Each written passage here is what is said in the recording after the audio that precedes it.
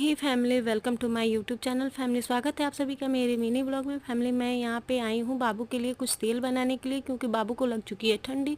तो इसमें मुझे कुछ याद आया कि पहले के बुजुर्ग कहा करते थे कि सरसों के तेल और लहसुन डाल के तेल बना के बच्चों को लगाने से सर्दी और ठंडी में थोड़ी सी राहत मिलती है। तो चलिए फैमिली, मैं बना रही हूँ। यहाँ मैंने लिया है एक बड़े कप से सरसों का तेल और 3-4 लहसुन को मैंने छोटे छोटे टुकड़ों में काट लिया है, और हींग और जवाइन को मैंने ले लिया है।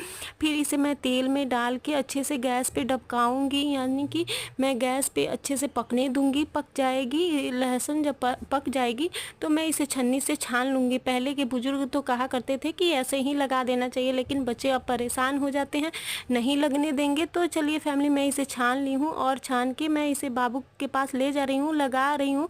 फैमिली, आप लोग को भी अच्छा लगे तो एक बार अपने बेबी पे ज़रूर अप्लाई कीजिएगा, बहुत ही राहत मिलती है। इसे चेस्ट पे भी लगा सकते